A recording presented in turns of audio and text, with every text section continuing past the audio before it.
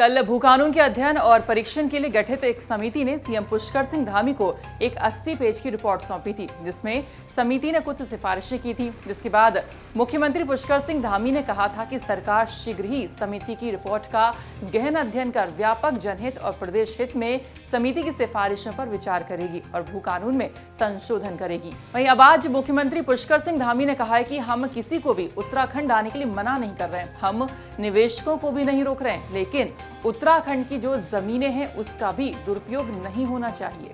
लंबे समय से भू कानून को लेकर समय समय पर यहाँ पर चर्चाएं परिचर्चाएं लगातार होती रही हैं और मैंने जब मुख्य सेवक के रूप में काम करना प्रारंभ किया तो मुझे बहुत सारे यहाँ के जो उत्तराखंड के जानकार थे, उत्तराखंड के लिए जिन्होंने लंबे समय से काम किया है, सभी लोगों ने कहा कि भू कानून पर चर्चा होनी चाहिए, भू कानून पर कुछ संशोधन होना चाहिए।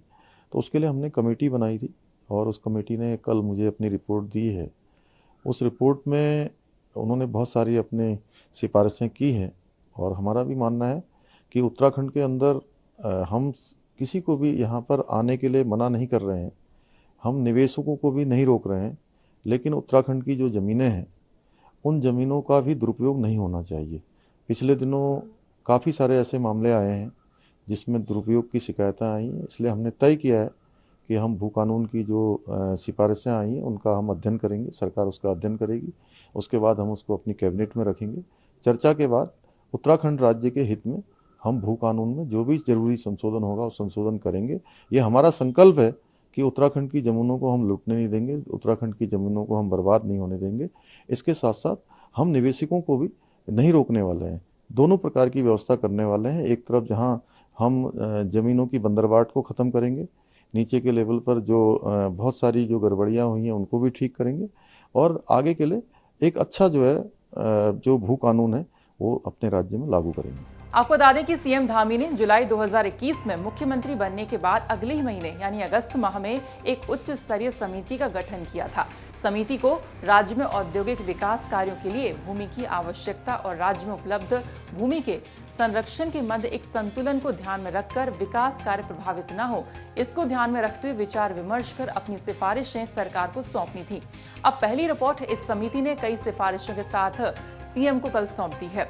बताया जा रहा है कि समिति ने जो रिपोर्ट सौंपी है उसमें सिफारिशें की हैं और उसमें कहा गया है कि वर्तमान में प्रदेश में हिमाचल की तरह भी कुछ प्रावधानों की सिफारिश इसमें की गई है। साथ ही राज्य में विकास के लिए निवेश बढ़े और रोजगार के अवसरों में वृद्धि हो और भूमि का अनावश्यक दुरुपयोग रोकने की भी अनुशंसा की गई है। इसके अलावा वर्तमान में जिलाधिकारी के द्वारा जो है कृषि और औद्योगिक प्रयोजन के लिए कृषि भूमि क्रय करने की अनुमति दी जाती है। कुछ मामलों में ऐसी अनुमति का उपयोग कृषि या औद्योगिक प्रयोजन ना करके रिजॉर्ट, निजी बंगले बनाकर दुरुपयोग हो रहा है।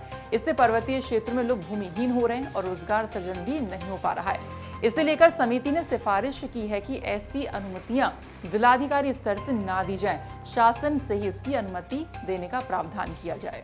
वहीं आपको बता दें कि अभी वर्तमान में सूक्ष्म, लघु और मध्यम श्रेणी के उद्योगों हेतु भूमि क्रय करने की अनुमति जिला अधिकारी के द्वारा ही प्रदान की जा रही है। हिमाचल प्रदेश की तरह ही ये अनुमतियां शासन स्तर से न्यूनतम भूमि की आवश्यकता के आधार पर प्राप्त की जाएं। वहीं फिलहाल वर्तमान में राज्य सरकार पर्वतीय और मैदानी में औद्योगिक प्रयोजनों, आयुष, शिक्षा, स्वास्थ्य और चिकित्सा शिक्षा, उद्यान और कई प्रसंस्करण, पर्यटन, कृषि के लिए 12.05 एकड़ से ज्यादा भूमि आवेदन संस्था, फर्म, कंपनी, व्यक्ति को उसके आवेदन पर दे सकती है। ऐसी व्यवस्था को खत्म करते हुए हिमाचल प्रदेश की तरह न्यूनतम भूमि आवश्यकता के आधार पर दिया जाना उचित होगा। समिति ने रिपोर्ट में यह भी कहा है कि केवल बड़े उद्योगों के अलावा 4 और 5 star hotel, resort, multi speciality hospitals, vocational professional institutes आदि को ही एसेंशियलिटी सर्टिफिकेट के आधार पर भूमि क्रय करने की अनुमति शासन स्तर से दी जाए। अन्य प्रयोजनों के लिए लीज पर ही भूमि उपलब्ध कराने की व्यवस्था लाने की समिति ने सिफारिश की है। अभी फिलहाल वर्तमान में गैर कृषि प्रयोजन के लिए खरीदी गई भूमि को 10 दिन में एसडीएम जो है धारा 143 के अंतर्गत गैर कृषि घोषित करते हुए खतौनी में दर्ज करेगा।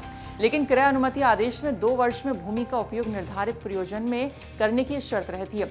यदि निर्धारित अवधि में उपयोग नहीं करते हैं या फिर किसी अन्य उपयोग में लाने या विक्रय करने पर राज्य सरकार में भूमि निहित की जाएगी और ये भी शर्त में ये मेंशन रहता है। और अगर 10 दिन के अंदर गैर कृषि प्रयोजन हेतु क्रय की गई कृषि भूमि को गैर कृषि घोषित कर दिया जाता है तो धारा 167 के अंतर्गत राज्य सरकार में उल्लंघन की स्थिति में निहित नहीं की जा सकती है और इसीलिए नई उपधारा को जोड़ते हुए उक्त भूमि को पुनः कृषि भूमि घोषित करना होगा। इसके बाद उसे राज्य सरकार में निहित किया जा सकता है। वहीं अभी कोई व्यक्ति स्वयं या फिर अपने परिवार के किसी भी सदस्य के नाम बिना अनुमति के अपने जीवन काल में मैक्सिमम 250 वर्ग मीटर भूमि आवासीय प्रयोजन के लिए खरीद सकता है। समिति का इसमें यह कहना है कि परिवार के सभी सदस्यों के नाम से अलग अलग भूमि खरीद पर रोक लगाने के लिए परिवार के सभी सदस्यों के आधार कार्ड राजस्व अभिलेख से लिंक कर दिया जाए।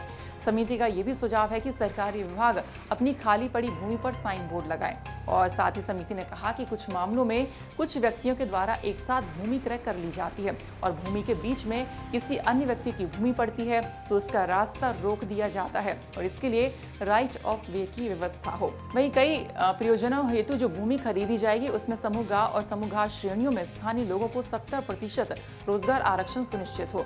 उच्चतर पदों पर योग्यता के अनुसार वरीयता दी जाए। वहीं वर्तमान में भूमि क्रय करने के पश्चात भूमि का सदुपयोग करने के लिए 2 साल की अवधि निर्धारित है और राज्य सरकार को अपने विवेक के अनुसार इसे बढ़ाने का अधिकार दिया गया है।